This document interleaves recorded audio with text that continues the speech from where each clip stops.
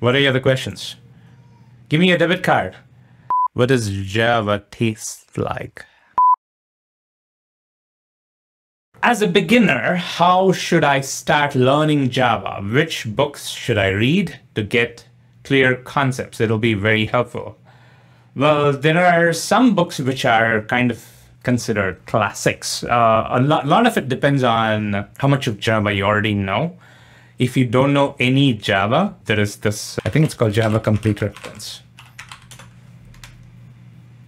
Yeah, the Complete Reference. I think it's the latest one is the 11th edition.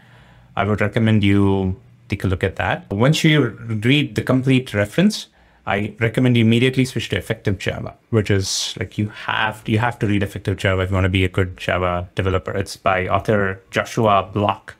He's amazing. He has some really good patterns that I would highly recommend you learn, kind of like the do's and don'ts of Java. All right. So after that, you can kind of switch over to the specialized books. Like you want to learn about concurrency, you want to learn about performance, you can kind of go branch out to there. How do you become an expert in programming? By programming more.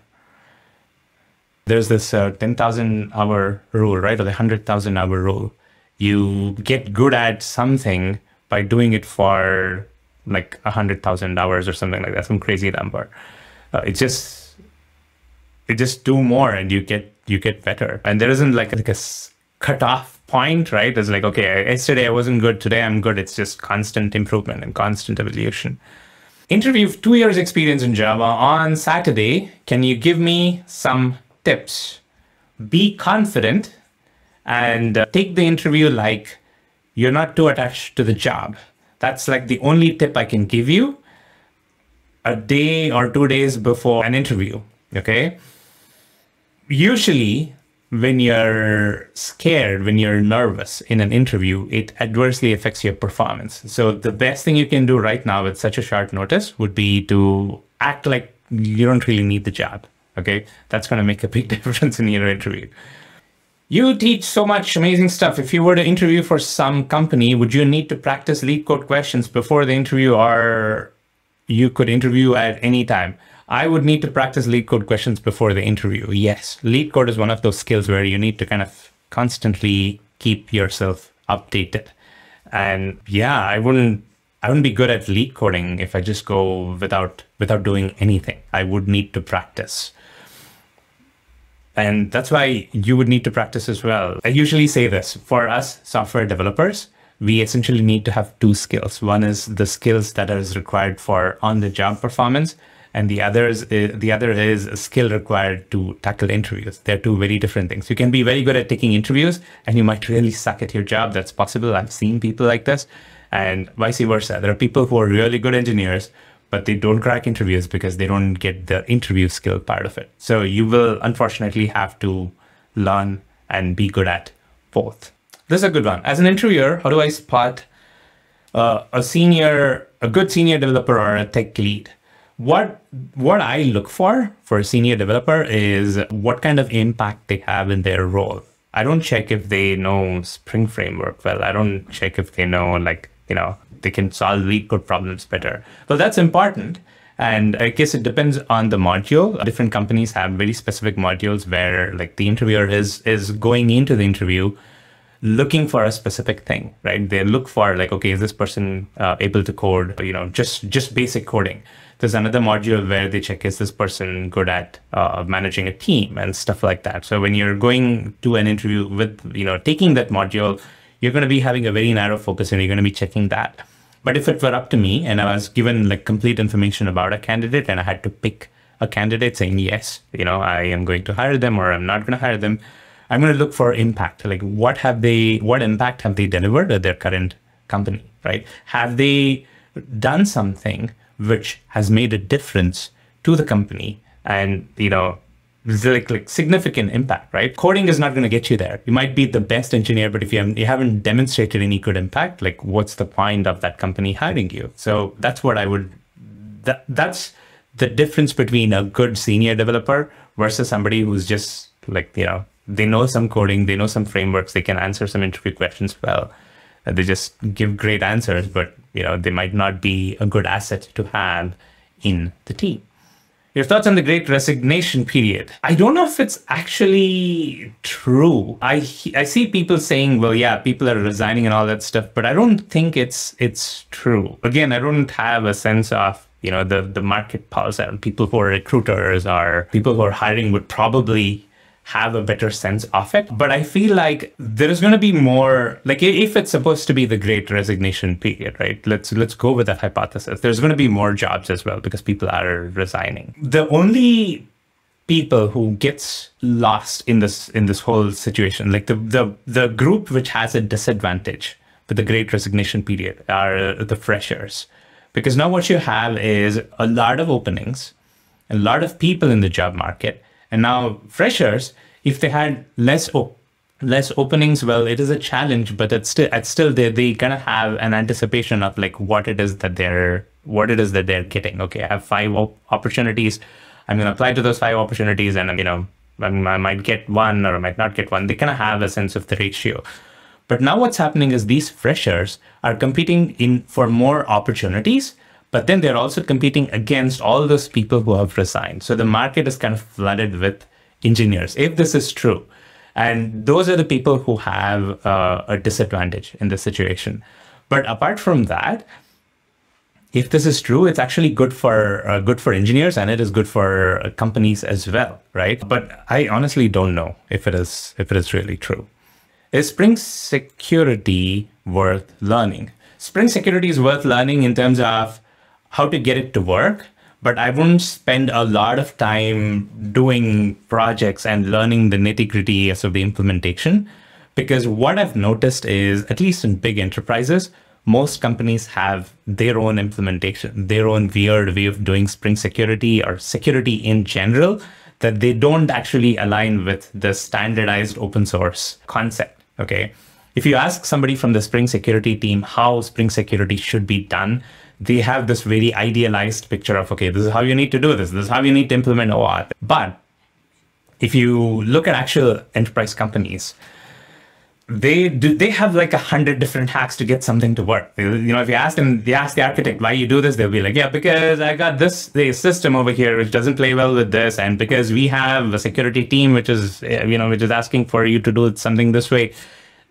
Typical enterprise implementations of security is non-ideal. Okay, it's very much a hacky way of doing things. I've noticed a lot of hacky way of doing things. So yeah, I wouldn't worry so much about the actual implementation. Just learn about the concepts. Why did you start designing the architecture of the Cassandra-based app from UI and not from domain logic? Well, I always like to start from the user experience, because it's the user experience that drives the domain and the design of it. Generally, even in an RDBMS system, but more so with Cassandra, because Cassandra is very much a design your database based on the requirements, as opposed to design your database based on the kind of like the domain. If you take a typical RDBMS application, you have entities and you design your tables based on those entities, and you don't care about where they're actually being used, right? You get the perfect idealized entity relationship model, and then you kind of figure out the usage from that. But you don't do that with Cassandra. You look at what the use case is and then work backwards. So that was one of the reasons. But even otherwise, like any system you're building, start with the user experience. That's something I always recommend. Why are you building the app? You're building it to serve the users. You're building it to build a certain user experience, right? So that's where you would start. I have like around 4 Code With Me series now. A couple of them are for members only. A couple of them are free. Like it always starts from the user experience for me. That's what has helped me build good user experiences in general. Is machine learning overhyped? I think so. I think it is. Most of machine learning implementations that you do are going to be basically, using libraries which somebody else had worked on and created and built models of. So I see machine learning more. So okay, let me rephrase this. The actual sciences behind machine learning is for a very select few, and I don't see that being kind of like commoditized, like all these other frameworks and technologies have been commoditized. What I think is going to happen with machine learning is it's going to become like a horizontal rather than, okay, you do machine learning. Machine learning is going to be like, okay, all layers and all developers are going to use machine learning as a kind of like a side thing, which affects the application experience. Just like, for example, security. Okay. Does somebody do security on a dedicated basis? Yes, there are teams who are dedicated and working on application security. But is security something that all stacks and all developers need to know? Yes, that too, right? All developers working in all different positions in the tech stack in multiple layers, they need to be aware of the security best practices. They need to be aware of how to use the security libraries and leverage the research and the work done by the security specialists. I believe that machine learning and AI is going to be like that, right? We're going to be using machine learning across different stacks, across different layers of an application. And we are not going to be, training models and all that stuff. We're going to be using the models and the technologies built by the machine learning experts. But it is going to kind of be pervasive and be a horizontal, just like all the other horizontals that we have. What next to learn after microservices? After microservices, I would focus on the DevOps side of things. Okay, first of all, after microservices has this assumption that you've somehow mastered microservices, and trust me, that will never happen. If it happens, well, at least I'm not there yet. You would continue to learn microservices. There's a lot there, and it's an evolving field. I don't think there are any experts. Learn microservices, and at the same time, get into the DevOps side of things, because what it allows you to do is learn how to kind of deploy microservices to the cloud, because it's great. You've learned to build microservices, but then you have to somehow manifest it on a cloud somewhere, right? That's you certainly don't run it on like an on-prem server. Though those situations are very rare. So I would focus on the DevOps side of things. Learn Docker, learn Kubernetes, perhaps start with Docker. And start with some kind of infrastructure as code platform, right? Something like Terraform. I'm working on some Terraform content, which is going to be available for members. So you can look forward to that, like a complete course on Terraform. So that would be my next step, right? So when you're like a proper microservice developer, you don't go about in the AWS UI or the Azure UI, clicking buttons and scrolling and all that stuff. That's not going to scale.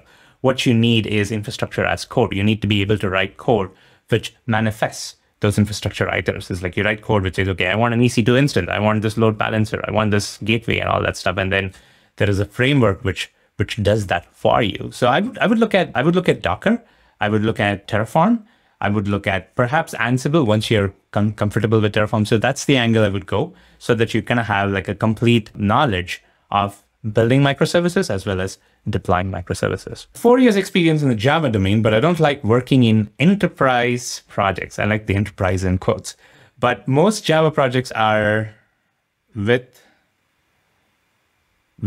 maintenance support project. What are your thoughts on alternate career for me? I don't have any thoughts based on your question. I would say go for what you like and not go away from what you don't like. So what you're telling me here is what you don't like. You don't like working on enterprises. Okay, well, my recommendation would be don't work on enterprise projects then.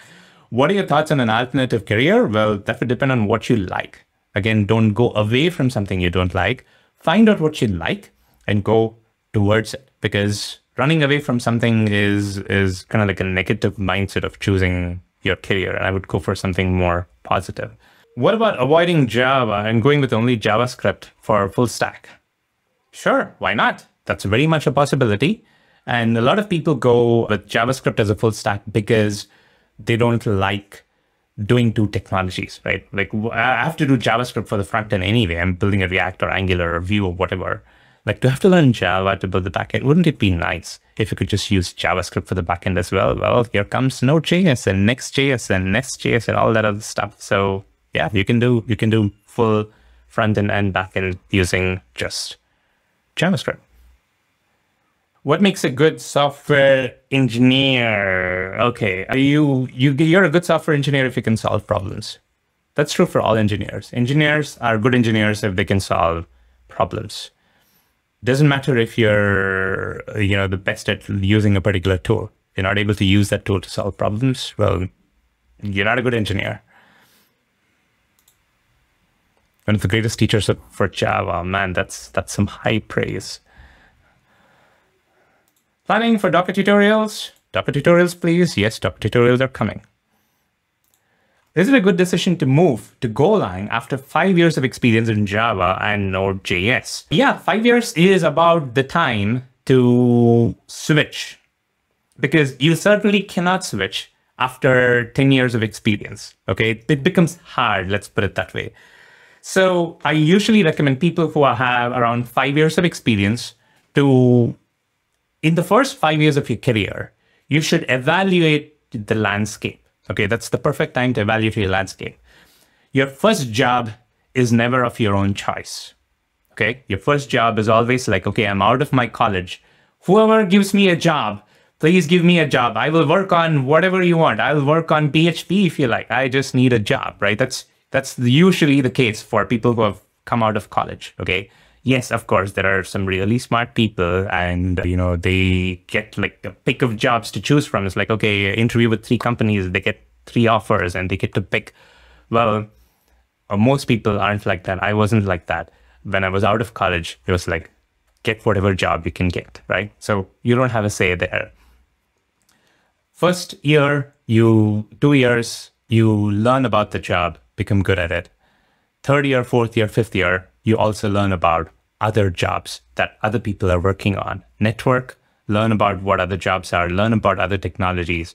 Now, you have enough experience to know what your job is that you're working on, you become good at it. And you also have enough perspective to learn about other jobs. So now at that time, around 5 years, 6 years, you have enough perspective to actually make a decision and say, okay, this job is not for me. What I want to work on is something else, okay? But when you make that decision, choose wisely. It's not good on your resume to keep making multiple decisions. That's the reason why, like from year 2 to year 5, do all your research, play around with different things, do your pet projects with Golang or PHP or Node or whatever.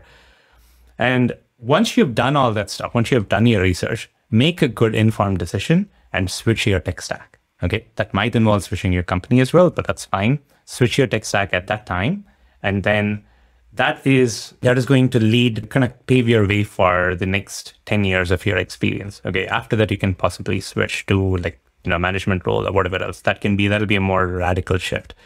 But yeah, 5 years is a good time to switch, but switch wisely. That's all I will say. Isn't architecture language agnostic? So why worry about languages? That's true. Architecture is language agnostic. So you worry about languages in terms of implementing stuff. When you draw the castle in the air and then you have all the picture, everything, the plan for how it needs to be built, somebody's got to build it. And that's where you need languages and even frameworks for that matter. I would say some architecture decisions are even framework agnostic. Okay, you start with an actual architecture decision and then you see, okay, which framework makes this architectural plan work, and then you go from there and choose the framework. So I would say architectural decisions are pretty much agnostic to all technologies. You come up with the decision and then go with what tools fit that vision. What's the future of Java in 20 years? I wish I knew. Let me just say that. Nobody knows, right? Who's going to know this? Who's going to answer this? If somebody says this is exactly what Java is going to be 5 years from now, okay? Let's set aside 20. If somebody's going to be like, 5 years from now, this is what's going to happen to Java, they are lying or they're trying to sell you something, okay? Don't believe them. Which Java version do you recommend in 2021? I would say go with Java 11. If you're like an enterprise developer, go with the latest version of Java if you don't care and you just want to learn about the cool new stuff. So Java 11 or the latest version of Java. I'm saying Java 11 because that's the long-term support version. How do you manage to learn concepts and dig deep? I learn by teaching. Teaching is what helps me to learn deep. How did you write your Java 9 book? Again, by doing research. So here's what happens when I learn, okay, for teaching. There are 2 types of learning. One is need-based learning, and the other is, I don't know, it's kind of like topic-driven learning. I'm making this up, but those are the concepts in my mind I'm trying to communicate, okay? Need-based learning is where you're working on an app, you're trying to solve a specific problem, and you're like, I need to know how to do this. So what you do is you go search on Google for how do I do this? And then you get a Stack Overflow article. It's like, it's exactly how to do that, right? You learn about that. Some people copy paste without even learning. So we're not going to talk about them. You learn about like, okay, how is it that you do that particular thing? And then now you know how to do that, right? That's need-based learning. There was a need that drove you to learn, and you now learn that part because it was driven by that need. So the kind of learning that you have there is basically driven by the situation that you're in, right? You learn A, B, and C because you happen to be in a project which required you to do A, B, and C, right? It's need-based. So what you learn is basically a function of external events, what happened to you, what your manager asked you to do, or what your company needs you to do, okay? The other side of learning is basically topic-based, where you kind of take control over what you learn, okay? It's not need-based. It's not coming from external factors. You are saying, okay, I want to learn about this particular technology. I'm going to learn what are the things that it provides you, and then go from there. This requires you to kind of like not go for a specific need, but look at it at a more broader sense, right? You probably take up a course and then learn all the things that course author teaches you, right? It's not need-based. It's basically a complete, bunch of topics that go with whatever you're trying to learn. After that, you go read the manual or you go read a book, okay? So that's complete end-to-end learning, okay? That is how you learn deep. Now, which one is good? Should you do need-based learning or should you do this complete topic-driven learning? It depends on what you want, okay? People sometimes don't have the time to do topic-based learning. They have 10 other things to do. So need-based learning is perfect for them. But if you want to do topic-based learning, you want to get that depth, then you would need to do this, all right? So for writing the Java 9 book, that's what I did. I looked at the manual. When I wrote the Java 9 book, it wasn't a complete spec, right? The spec was actually being written as I wrote the book. So I was on the bulletin boards a lot, but the authors of the spec were talking, like folks from Oracle, folks from Red Hat. They were having these conversations. I wasn't participating, I was learning, but I was listening, watching, and then trying them out, playing around with the early builds. And that's how I wrote the book. I have a huge imposter syndrome problem, especially when it comes to programming. Any suggestions on how to overcome it? Well, honestly, I have that too. What's helped me is to learn that everybody has it. Everybody has imposter syndrome because nobody knows everything. So what I would say is just accept it. You're not supposed to know everything. I honestly come across situations where there's somebody else in the room who's much more smarter than me. And they say things which like, come on, I wish I knew that. What has helped me is knowing that everybody else has imposter syndrome, and also knowing that you're not expected to know everything, right? There are a lot of things that you don't know. A good engineer is somebody, like I mentioned earlier, a good engineer is somebody who solves problems, not somebody who knows everything, right? So assess your value based on how good you are at solving problems. What is the impact that you make? Okay, as long as you do that, being okay with not knowing everything becomes easier. It's like I don't have to know everything to be a good engineer. What I need to do is demonstrate impact, solve problems, get things done.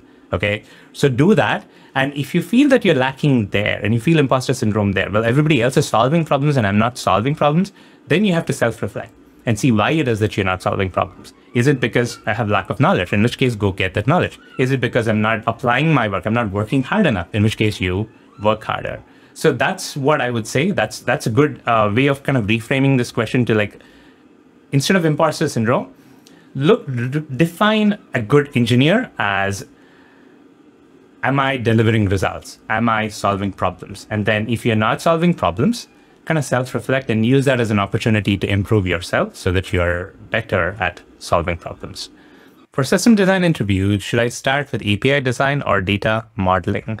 Is there a general pattern to follow or just ask the interviewer? I think it depends. There are certain systems where data modeling doesn't make sense. When there is a lot of data involved, then you would choose data modeling. Like, for example, I don't know why the first thing that came to mind is a library management system. Okay, it's a typical project that everybody uses. Library management system, right? There's a lot of data involved, a lot of data models involved. I would start from there. For something like URL shortening service, there isn't a lot of data modeling involved. So I would start with kind of like the architecture, kind of building the architecture and going from there. So it depends on what the question is. If the problem requires you to deal with a lot of data models, data modeling is the very first thing. Actually, even before that, I would start with the user experience. I would be like, what is the user experience? Asking about the user experience does a couple of things. It sends a couple of signals in the system design interview. First, it is a question that not many people have asked before. Now that I'm sharing this on JavaBrains, maybe people are going to start asking this, and that's not going to be, like a unique advantage. But it is good because I always believe that when you build a system, you're building it for a certain user experience, right? To solve a certain problem. So asking about the user experience gives you more information about what it is, the problem that you need to solve. And from there, you can go like, if the problem that you're solving is more API and system interaction driven, then you go over there. If it is more data modeling driven, like there's a lot of data to model, then I would go with data modeling. So I know I didn't give you an exact answer, but I gave you some consideration. So I hope that helped. What does Java taste like? I'm a big fan of coffee. I like coffee in all forms. And I used to be a fan of coffee even before I became a Java developer, that some of my friends at the time would tease me that I was learning Java just because of the coffee icon. Where can I learn Java properly? I'm just 12. All Java tutorials are age agnostic. It doesn't matter how old you are. You can still use those tutorials, and it should work just the same. One thing I would also recommend is to explore Python, because what I've usually seen is people tend to understand programming better if Python is their first programming language. So if you're 12 and you're like completely new to programming, I would recommend Python. It's a little ironic that I'm talking on a channel called JavaBrains and I'm recommending Python, but it's a great first language. Let me put it that way. Java isn't quite a great first language. But if you already know some coding and you just want to learn, then any of these tutorials will work. It should just pick something and go with it. You end up spending more time, typically people end up spending more time tutorial searching than actually watching the tutorial. For majority industry, it's still stuck with Java 8. What about Java 11, 17? Yeah, that's a problem that Oracle and the whole Java community is facing. The Java community has historically been very slow to move, precisely because of the kind of companies using Java tend to be like big enterprisey companies in the banking and finance domains and all that.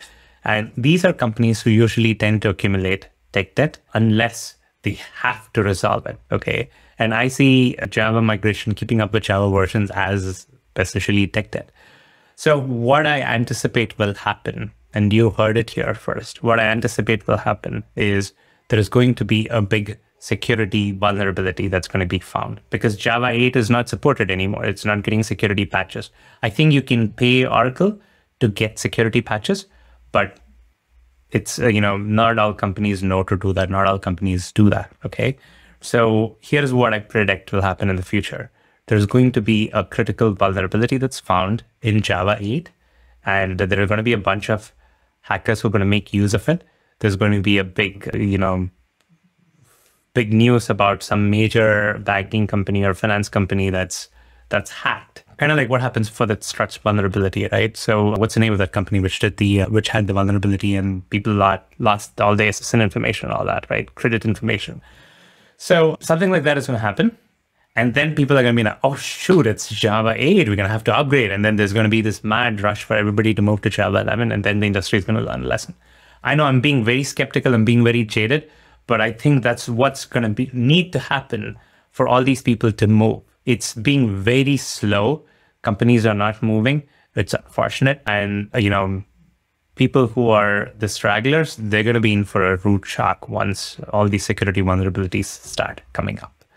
I don't anticipate people moving to Java's, the latest version of Java right away, but they will move to the LTS for sure. Whatever is the LTS at the time, when they move, it's going to go over there.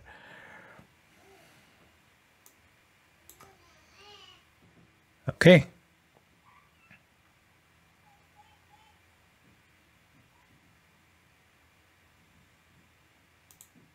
So thank you for stopping by. Thank you for asking those questions. I will do this again soon, maybe in like 3 or 4 days. I will have another live stream, and please ask your questions then. There are a bunch of comments saying thank you, complimenting. Thanks. It's always nice to have somebody compliment you, right? I'm a human after all, so thank you for those kind words. I hope you have a good rest of the day, good evening, good night, wherever you are. Talk to you folks later.